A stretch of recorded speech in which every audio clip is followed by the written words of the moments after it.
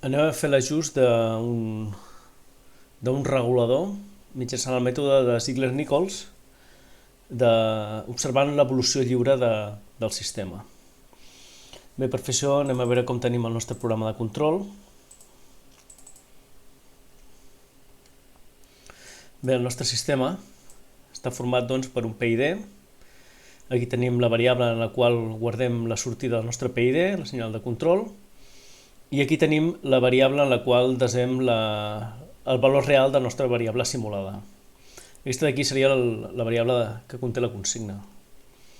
Llavors el que fem aquí és la senyal de control que surt del nostre PID, la passem a l'entrada de la nostra funció de simulació, que seria aquesta d'aquí. Treballarem un sistema de segon ordre, sense amortiguació, i aquí seria on tindríem la variable d'entrada que provocaria els canvis en el nostre sistema simulat.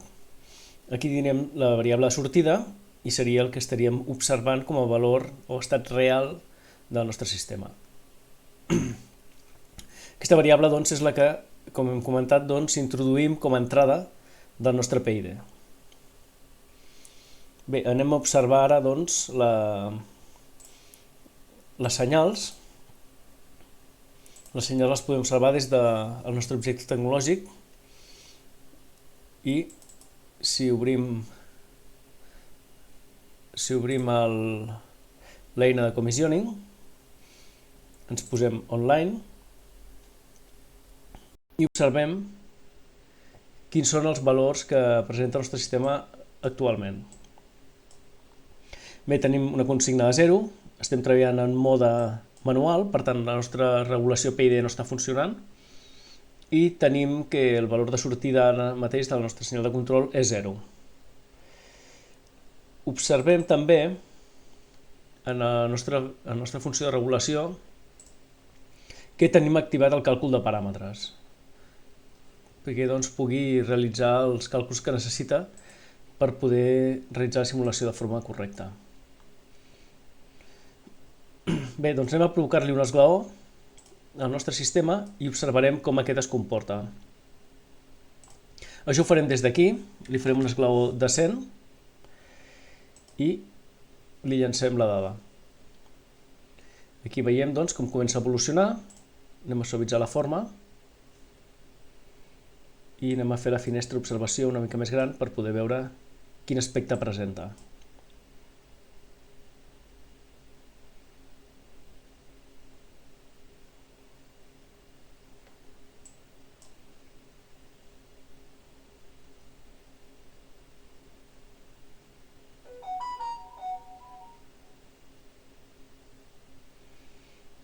Molt bé. Veiem la forma que presenta el nostre sistema, que és un sistema de segon ordre, on tenim aquí un petit temps de retras i després també tenim aquest temps en el qual va saturant la senyal del valor real cap a la nostra esglaó de consigna. Bé, anem a portar una altra vegada el sistema a 0. Observem també que aquest sistema ja està baixant cap a 0 i anem a comentar una mica com funciona el nostre sistema d'ajust. Bé, hem vist que la nostra variable de procés segueix aquesta evolució enfront d'un esglaó. Llavors el mètode Ziegler-Nichols el que ens diu és que si nosaltres podem mesurar aquest temps de retard que té el nostre sistema i aquest temps de resposta que presenta el nostre sistema, que serien aquest T1 i aquest TG en aquest gràfic, això està relacionat amb els valors òptims que ha de prendre el nostre regulador. Com podem determinar-los? Bé, la forma de determinar-lo matemàticament seria trobar aquesta recta tangent a la corba de resposta del nostre sistema que passa per al punt d'inflexió.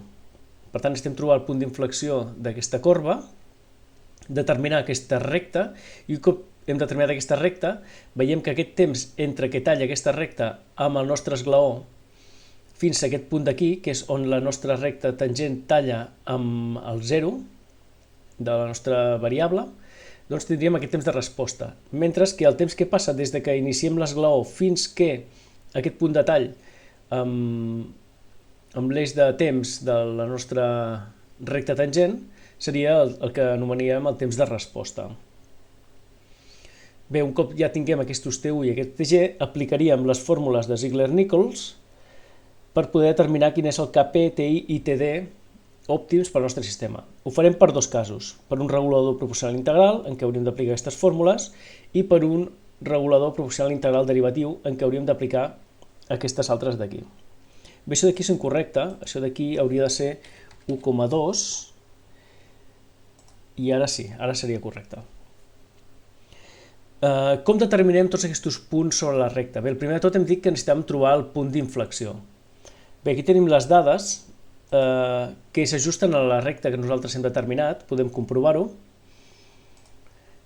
Si anem a veure la nostra variable de procés, hem dit que estàvem treballant amb el sistema de segon grau sense oscil·lacions, per tant amb un coeficient d'amortiguació més gran que 1, i observem quins els paràmetres en els quals estem treballant. Veiem que el guany és 1, el nostre primer temps de retras és 2 i el nostre segon temps de retras seria 0,2. Bé, per tant, si anem a veure com hem determinat nosaltres la nostra recta, en aquest full de càlcul, doncs veiem que hem pres un guany de 1, un primer temps de retras de 2 i un segon temps de retras de 0,2 per poder graficar exactament la recta que havíem vist en la nostra TIA Portal. Bé, per determinar el punt d'inflexió. El punt d'inflexió ens diu que és el lloc on la pendent és màxima. Per tant, aquí el que fem és calcular la pendent. Com ho fem? Doncs agafem el següent punt que pren el nostre sistema, el restem amb el punt actual i el dividim per l'increment de temps que passa entre aquests dos punts. De forma que així trobem la pendent en cada punt. Per tant, aquesta seria la pendent en 0,05 segons, i si anem observant la pendent veiem com aquesta va creixent, d'acord? Fins que arribi un màxim, que seria el punt en què estem en el punt d'inflexió. Aquí segueix creixent, i en aquest punt d'aquí veiem que hem arribat en un valor màxim, perquè aquí torna a disminuir. Aquest seria doncs el nostre punt d'inflexió, que es produeix 0,51 segons després que s'hagi iniciat el nostre esglaó, i a partir d'aquest valor podem determinar la pendent de la nostra recta tangent, que seria aquesta d'aquí. Utilitzant aquesta pendent de la recta tangent i sabem que el nostre valor de resposta és aquest d'aquí i que també ha de ser un valor de la recta tangent, podem determinar el nostre terme independent d'aquesta manera. I un cop ja hem determinat la pendent i el terme independent de la nostra recta tangent, el que fem és aplicar-la i calculem quins són els valors de temps que va prenent. I això és el que podem veure en aquest gràfic d'aquí. Aquest d'aquí seria la resposta al nostre sistema, segons les característiques del temps de segon ordre del sistema de segon ordre que hem comentat, i aquest d'aquí seria la pendent de recta tangent que tindríem el punt d'inflexió més o menys sobre aquest valor. Bé, un cop ja tenim aquesta recta, podem determinar el T1 i el TG. Què és el T1? El T1 és aquesta distància d'aquí. Per tant, si mirem les dades, podem observar com el T1 es produeix 0,13 segons després que comenci l'esglaó.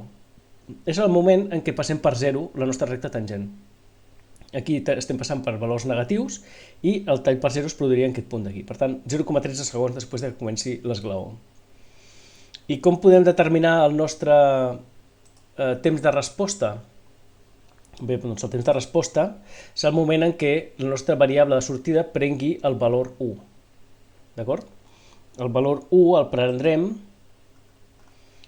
anem repassant les dades, i veiem que en aquest moment la nostra recta tangent passa per el valor 1. Per tant, ha sigut 2,715 segons després que s'iniciï l'esglaó. De forma que el temps de resposta era aquest temps menys el temps que teníem de retras, el T1, per tant obtenim 2,045 segons. I hem determinat doncs que val el TG i el T1. Aquest valor, el KS, seria el coeficient de resposta, que té a veure amb la variació que hem fet. Com que hem fet una variació de 1, Per tant, el coeficient de transmissió seria de 1. I a partir d'aquests valors, doncs, aplicant aquestes fórmules, determinem el valor proporcional integral del Kp per un proporcional integral i del Ti per un proporcional integral i el Kp, Ti i Td per un proporcional integral derivatiu. Bé, el que farem serà agafar aquests valors òptims que hem calculat d'aquesta manera i els aplicarem al nostre sistema per veure si realment fa un ajust prou correcte.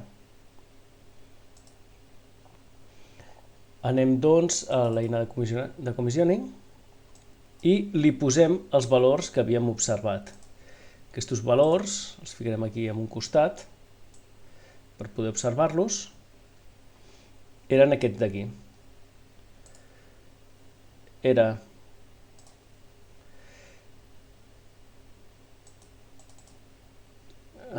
perdó.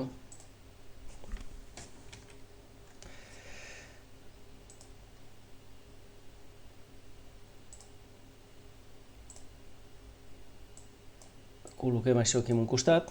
Aquest d'aquí seria 14,1576923 i l'integral seria de 6,80985 i li carreguem aquests valors. Bé, ara el que hem de fer és mirar l'estructura, que sigui un proporcional integral, i li diem que sigui un proporcional integral, amb aquests dos valors òptims que hem trobat per al mètode de Ziegler-Nichols. Anem a observar el nostre sistema i anem a fer-li un esglaó, per exemple, el traiem del mode manual, i anem a donar-li un esglaó, per exemple, de 50, i observarem com es comporta. Ara sí que estem treballant ja amb el sistema regulat i veiem com el nostre valor real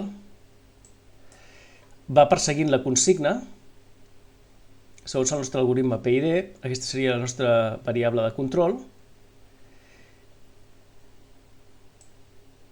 i segons el nostre mètode Ziegler-Nichols estaríem treballant ara amb el nostre sistema òptim. Veiem que l'error és pràcticament 0, la consigna, el valor real. El que anem a fer ara, doncs, anem a fer-li un altre canvi, a veure com evoluciona. Anem a portar-lo, per exemple, a 75.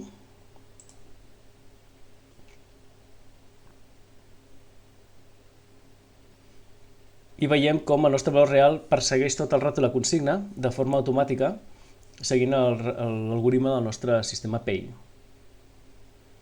Anem a portar-lo ara, per exemple, a un altre valor, portem-lo a 25.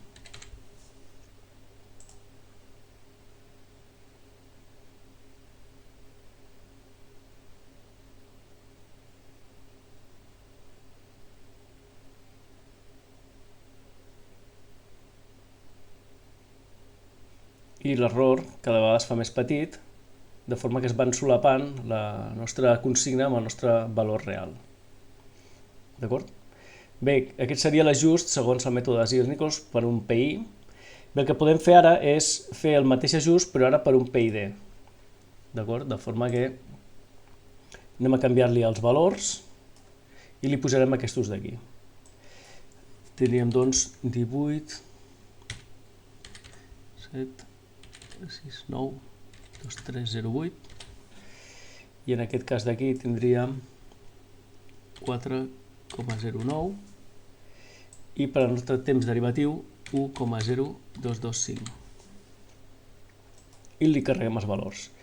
I ara el que farem serà tornar a vindre a l'estructura i dir-li que ara ja no estem treballant un PI, sinó que volem treballar amb un sistema PID amb aquests valors òptims que hem obtingut. Minimitzem això i anem a fer-li ara un esglaó. Portem a 0, per exemple.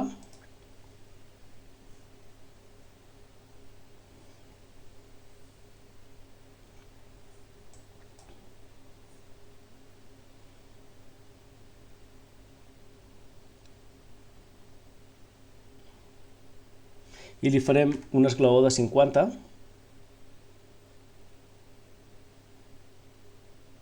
Molt bé, estem més o menys a 0 i li fem l'esglaó de 50. I veiem com evoluciona.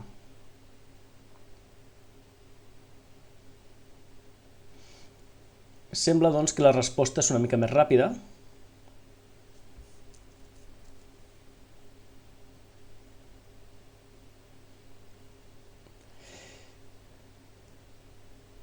Bé, aquest seria el nostre canvi a 50, segons el nostre PID que hem calculat a partir del mètode Ziegler-Nichols.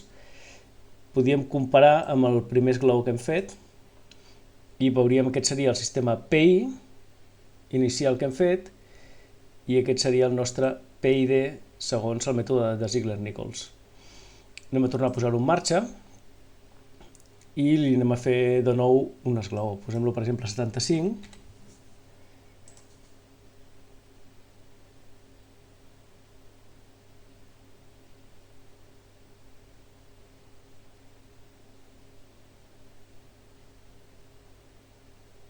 I observem l'evolució.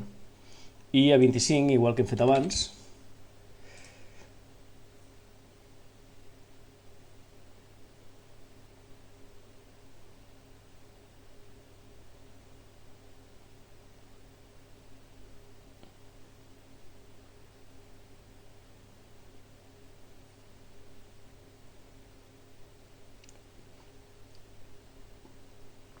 d'acord.